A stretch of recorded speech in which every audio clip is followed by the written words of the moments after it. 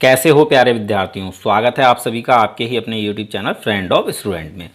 तो इस लेक्चर में आप पढ़ोगे क्लास 10th NCERT मैथ्स की एक्सरसाइज 1.3 का क्वेश्चन नंबर 3। क्वेश्चन नंबर 1 और क्वेश्चन नंबर 2 दोनों ही प्रश्न मैंने आपको समझा दिए हैं, दोनों ही क्वेश्चंस मैंने आपको समझा दिए हैं। अगर आपने इन दोनों क्वेश्चंस को नहीं देखा है तो लिंक मैंने इस वीडियो के डिस्क्रिप्शन बॉक्स में दे दिया है, आप इन दोनों ही सवालों को देख सकते हैं। तो प्रश्न नंबर 3 आपको दिया, सिद्ध कीजिए कि निम्नलिखित संख्याएं अपरिमेय हैं। तो यहाँ पर हमें ये 3 अपरिमेय संख्याएं दी हुई हैं, ठीक है। ये तीनों हमारी अपरिमेय संख्याएं, इनको हमें अपरिमेय सिद्ध करना है। तो इन तीनों ही संख्याओं को हम अपरिमेय कैसे सिद्ध करेंगे?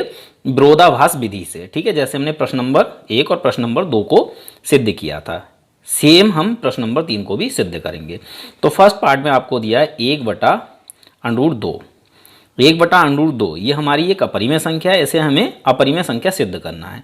तो इसके लिए हम क्या करेंगे, 1/√2 को परिमेय संख्या मान लेंगे, यानी उल्टा मान लेंगे, ठीक है। चलिए इसको सॉल्व करते हैं। हल में आपको लिखना है, माना 1/√2 एक परिमेय संख्या है, हमने क्या किया, इसको उल्टा मान लिया।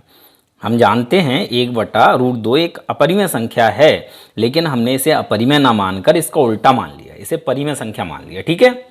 अब हमने इसे परिमेय संख्या मान ही लिया है तो हम ये भी जानते हैं कि परिमेय संख्या p/q के रूप की होती हैं। तो 1/√2 ये p/q के रूप की होनी चाहिए। अब देखो, इसको देखकर आप कंफ्यूज ना हो कि सर ये तो पहले से ही p/q के रूप की है। जी, ये p/q के रूप की नहीं है भाई। परिमेय संख्या में p और q क्या होता है, अंश और हर क्या होता है, दोनों ही पूर्णांक होते हैं। यहाँ देखिए, अंश यानी p जो है हमारा, ऊपर वाली संख्या जो है, ये एक पूर्णांक है, लेकिन बटे में जो संख्या है √2 ये पूर्णांक नहीं है, तो ये हमारी p/q के रूप की नहीं है, ठीक है ना। तो हमने क्या किया, 1/√2 को परिमेय संख्या मान लिया। अब हमने इसे परिमेय संख्या मान लिया है तो ये p/q के रूप की होनी चाहिए। तब 1/√2 बराबर होनी चाहिए p/q के, ठीक है। p और q क्या है भाई, परिमेय संख्या में p और q क्या होते हैं, p और q दोनों पूर्णांक होते हैं और q 0 नहीं होता है। तो ये चीज आपको यहां लिख लेनी है, ठीक है। तो यहां हमने लिख लिया p व q सहभाज्य पूर्णांक है और q 0 नहीं है, ठीक है। इतनी बात आपको समझ में आ गई। ओके, अब देखिए हमें करना क्या है, 1/√2 का हमें व्युत्क्रम ले लेना है, मतलब इसको पलट के लिख लेना है। 1/√2 का व्युत्क्रम क्या होगा, √2/1, ठीक है। इसका व्युत्क्रम लेंगे तो इस पक्ष का भी हमें व्युत्क्रम लेना होगा, ठीक। तो यहां हम लिख लेते हैं, दोनों पक्षों का व्युत्क्रम करने पर या लेने पर, दोनों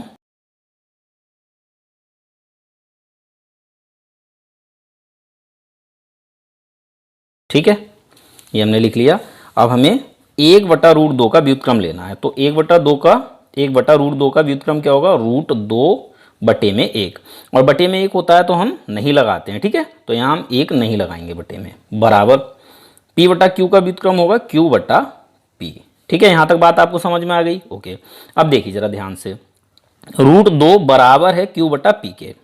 अब देखिए q और p ये दोनों क्या हैं, ये पूर्णांक हैं। तो पूर्णांक बटा पूर्णांक क्या होता है भाई, परिमेय संख्या होती है।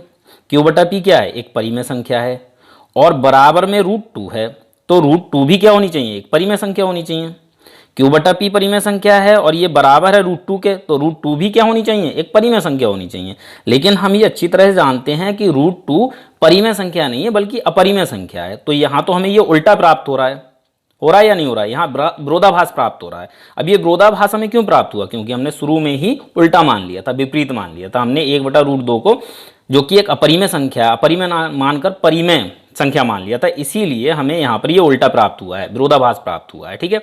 इस विरोधाभास से ही हम क्या साबित कर सकते हैं कि 1/√2 एक परिमेय संख्या ना होकर एक अपरिमेय संख्या है, ठीक है। तो ये सारी बातें हमें लिखनी होंगी, ठीक है। चलिए लिख लेते हैं। तो आपको लिखना है, चूंकि p व q पूर्णांक हैं, p और q दोनों क्या हैं, पूर्णांक हैं, इसीलिए q/p, ये जो q/p है एक परिमेय संख्या है, और √2 बराबर है q/p के, अर्थात √2 भी एक परिमेय संख्या है। भाई दोनों बराबर हैं, q/p परिमेय संख्या है तो √2 भी परिमेय संख्या है, ठीक है। लेकिन यह इस तथ्य का विरोधाभास है कि √2 एक अपरिमेय संख्या है। भाई हम जानते हैं √2 क्या है, एक अपरिमेय संख्या है, लेकिन यहाँ हमें विरोधाभास मिल रहा है, यहाँ हमें √2 परिमेय संख्या के रूप में मिल रही है, तो ये एक विरोधाभास हो जाता है, ठीक है। यह विरोधाभास इसलिए प्राप्त हुआ क्योंकि हमने गलत या फिर विपरीत मान लिया था कि 1/√2 एक परिमेय संख्या है। यह गलत मान लिया था, इसीलिए हमें विरोधाभास मिला है। अगर 1/√2 परिमेय संख्या नहीं है तो फिर क्या है? जो संख्या परिमेय नहीं होती है परिमेय संख्या होती है। ठीक है, अतः अब हम ये कह सकते हैं कि 1/√2 एक परिमेय नहीं बल्कि एक अपरिमेय संख्या है। तो इस तरह से हम इसको सिद्ध करेंगे। ठीक है, चलिए सेकंड पार्ट सॉल्व करते हैं। सेकंड पार्ट भी हमें फर्स्ट पार्ट की तरह सॉल्व करना है। हमें लिखना है माना 7√5 एक परिमेय संख्या। यहां पर भी हमने उल्टा मान लिया। ठीक है, 7√5 को हमने परिमेय संख्या मान लिया है, तब 7√5 बराबर होनी चाहिए p/q के रूप की। ठीक है, जहां p व q सहभाज्य पूर्णांक और q हमारा 0 नहीं है। क्लियर? ओके, अब देखिए क्या करना है। बिना रूट वाली संख्या की साइड चेंज कर लीजिए। ठीक है, यहां आपका रह जाएगा रूट में 5 और इधर बराबर है p/q। अब हमारा ये 7 √5 के साथ गुणा में है, इसकी साइड चेंज करेंगे तो ये बटे में आ जाएगा और ये हो जाएगा भाई 7q। ठीक है, इतनी बात समझ में आ गई। अब इसको ध्यान से देखिए, √5 बराबर है p/7q के। p और q दोनों क्या हैं? पूर्णांक हैं।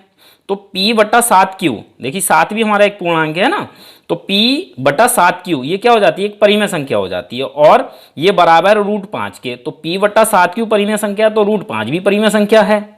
लेकिन हम जानते हैं कि √5 परिमेय संख्या नहीं बल्कि अपरिमेय संख्या है। तो यहां पर भी हमें उल्टा प्राप्त हुआ, विरोधाभास प्राप्त हो रहा है।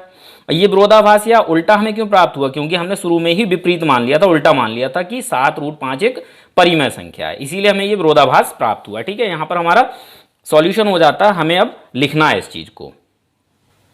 तो आपको लिखना है, चूंकि p q और 7 ठीक है पूर्णांक हैं, इसीलिए p/7q एक परिमेय संख्या है और √5 बराबर है p/7q के, अर्थात √5 भी एक परिमेय संख्या है। भाई दोनों बराबर हैं, ये परिमेय संख्या तो ये भी परिमेय संख्या है।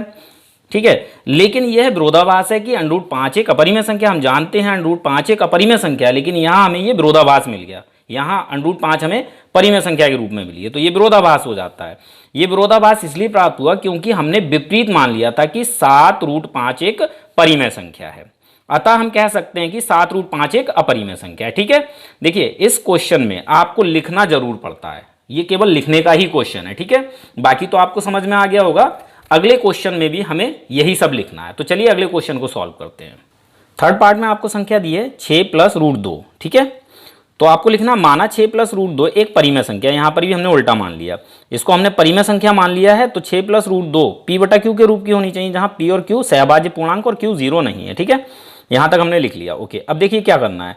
हमें रूट वाली संख्या को एक तरफ रखना है और बिना रूट वाली संख्या को दूसरी तरफ। तो यहाँ हमारा √2 है, तो √2 को हम यहीं रोक लेते हैं, बराबर है p/q। तो यहाँ हम p/q लिख लेते हैं। अब 6 की हम साइड चेंज कर लेते हैं, 6 इधर प्लस का है, इधर आकर हो जाएगा माइनस का। ठीक है, तो हमें क्या मिला? √2 बराबर p/q - 6। अब देखिए p और q दोनों पूर्णांक है और -6 भी पूर्णांक है, तो ये जो संख्या है p/q - 6 ये एक परिमेय संख्या है और बराबर में √2 है, तो √2 भी एक परिमेय संख्या होनी चाहिए, जबकि हम जानते हैं √2 परिमेय संख्या नहीं बल्कि अपरिमेय संख्या। तो यहाँ पर भी हमें विरोधाभास मिला।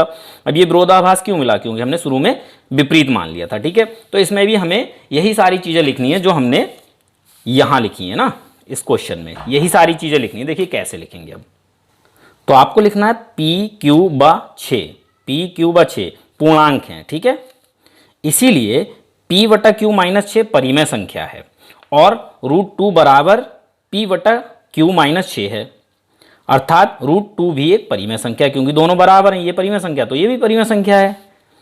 लेकिन यह एक विरोधाभास है कि √2 एक अपरिमेय संख्या है। यहाँ हमें परिमेय के रूप में मिली है, तो ये विरोधाभास हो जाता है। हम जानते हैं √2 क्या है? एक अपरिमेय संख्या है, तो यहाँ विरोधाभास प्राप्त हो गया हमें।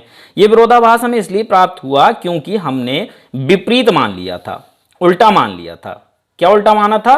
कि 6 + √2 एक परिमेय संख्या है, उल्टा माना था, इसीलिए हमें ये विरोधाभास प्राप्त हुआ। अगर 6 + √2 एक परिमेय संख्या नहीं है तो क्या है? 6 + √2 एक अपरिमेय संख्या है। भाई जो परिमेय संख्या नहीं होती वो अपरिमेय संख्या होती हैं। ठीक है, तो यहाँ आपका ये सॉल्यूशन पूरा हो जाता है। ये जो प्रश्न है ना, इसमें आपको लिखना ही लिखना है, ये बिना लिखे आपको ये मार्क्स नहीं मिलेंगे। तो उम्मीद है आपको ये सवाल समझ में आ गया होगा। मिलते हैं अपने अगले वीडियो क्लास में।